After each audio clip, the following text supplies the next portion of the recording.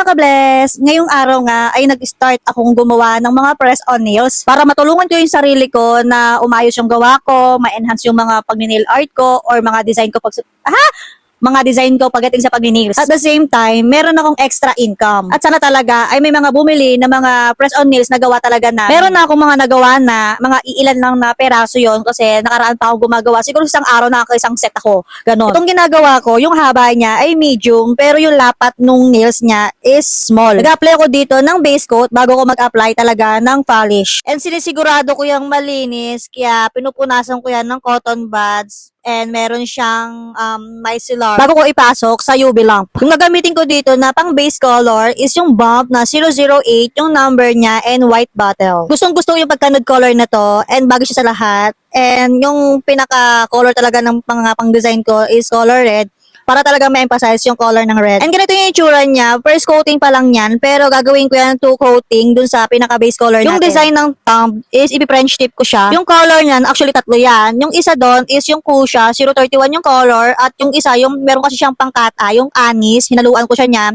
And pot paint gel na color red din, inhalo-halo-halo ko lang talaga yan. Medyo proud na ako sa sarili ko kasi sa French tip, medyo nagagamay ko na talaga siya. Pero hindi naman ganun kadali talaga ang French tip.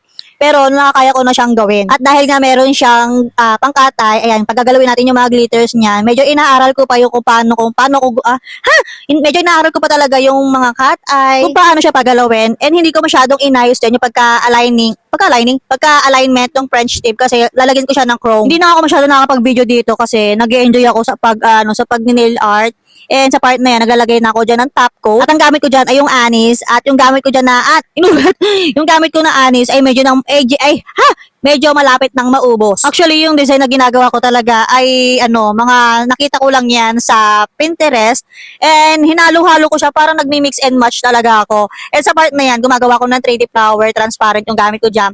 And hindi ko masyadong inaayos talaga yung pagkakalagay talaga ng flowers kasi parang gusto ko maiba naman yung basta at hindi ko na para patagilin pa. Ito yung design na ginawa ko, 'di ba? Sabi ko sa inyo, iba-iba kasi nag-mix and match talaga ako dyan. Medyo pagpasensyahan nyo na yung mga design ko dyan kung pang sa paningin ninyo. Alam nyo naman, bago lang ako sa pag-nails and I tried my best talaga. At dito ko nilalagay yung mga ginawa kong press-on nails sa acrylic na to. Yung mga ginamit ko sa pag-press-on nails katulad ng mga lagayan niya is separate ko siyang binili kasi wala silang isang set. And ganito na yung magiging itsura niya. Safe na safe dito yung gawa nating press-on nails kasi maganda yung lagayan natin. At the same time, acrylic na rin siya. At dahil bago lang tayo magbebenta ng mga press-on nails, tayo ay magpo-promo agad.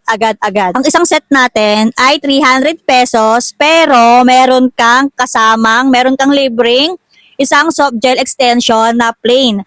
At ang color, pwede kang mamili kung anong gusto mong color. At pwede rin kayong mamili kung gaano kahaba ang gusto ninyo. Plus, pwede rin kayo magpa-customize sa amin. And sasabihin naman namin sa inyo kung sakaling hindi namin kaya ang design. Pero I tried my best talaga. And ito palang design ang mga nagagawa namin kasi kapag walang client, tsaka lang kami nakagawa ng mga press-on nails. Kapag bumili ka kahit isang set lang, ganito yung makukuha ninyo. Yung isa, syempre, yung pinili ninyong design. At yung isa, syempre, yung plain na soft gel extension na libre sa iyo. At yung mga tools like nail glue, sticker, and alcohol pads. So, ganyan yung makukuha ninyo. At syempre, binigyan ko ng pangalan yung press-on nails namin na Blechy Nails. Kinuha ko yung Blechy sa pangalan ng anak ko na Bless, kaya ginawa ko siyang Blechy. At sana supportahan ninyo yung aming mga press-on nails. Kaya ngayon ay tumatanggap na kami ng mga orders. Wow, orders talaga. Sana talaga manifesting talaga na maraming orders. So, yun lang muna mga ka-bless. Thank you for watching. Bye!